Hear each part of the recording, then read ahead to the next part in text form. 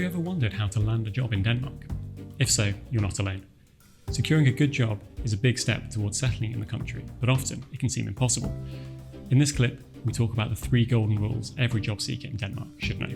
Getting a job in Denmark is a big step in terms of settling in the country. But it's not just non-Danes who have to worry about this. We talk about some of the underlying forces that make Denmark different to other countries when it comes to gaining employment in an organisation. What do non-Danes need to know about getting a job in Denmark? Here in Denmark, it's very important. There's something that I call the golden rules. And those 3 rules really the nuggets of information that you need to be able to gain employment here. Number 1 is deliver. So you need to prove that you can do the job and that you can do it 100%. This is due to the sheer volume of applications. 200 applications to every 1 position.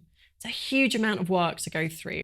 If you've only got potentially maybe 1 to 3% of those that are suitable for the role, as in they meet the prerequisites of the job description. If, however, you think you'd be a good fit, but for example, only have 3 years experience rather than 5, you can still apply for it, but you've got to do it in a different way. Don't just send the application off. And the reason being, if you send the application off, you're going to end up sandwiched and you're not doing yourself any favours. Number 2 is fit. Here in Denmark specifically, fit with a view to showing that you will fit in with the existing team. Now, it isn't in a couple of other places. I've worked in Turkey, I've worked in India, and I've worked in the UK prior to arriving in Denmark.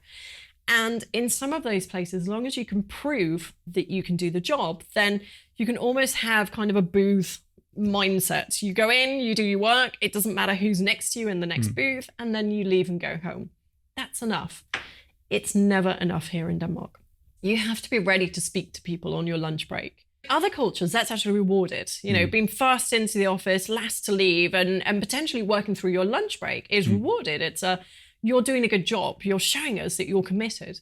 But that's actually the opposite here in Denmark, because if you don't take lunch together with your colleagues, they think it's weird. They wonder what's going on. No longer are you being rewarded, you're being the odd one out. The 3rd point is stay. Unless you can prove that once you gain employment that you will stay, then you will not be hired. So stay is really, really important, because if you've previously come from a very accomplished position, and then due to knockbacks or due to your confidence being a little low, sometimes we start sending applications for positions that are potentially under the status that we'd normally go for.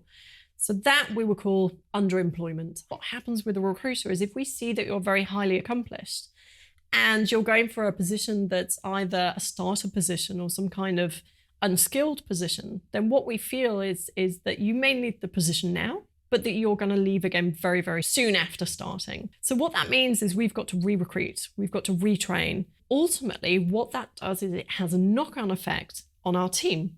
So the fit, you've got to have all these things in place to be able to gain employment. Danish culture can be pretty confusing, especially if you're not from Denmark. Each week, our podcast takes a curious look at everyday behaviours in Denmark and speaks to experts to understand why these things can be puzzling to non-Danes. If you've ever been curious about how to live in one of the happiest countries in the world, then grab a seat and get comfortable. It's going to be hyggeligt. I'm Sam, a non-Dane in Denmark, and with me is Josephine, a Dane giving the inside view of the country. Join us on our journey by listening to the full episodes for free wherever you listen to your podcasts, or head over to whatthedenmark.com.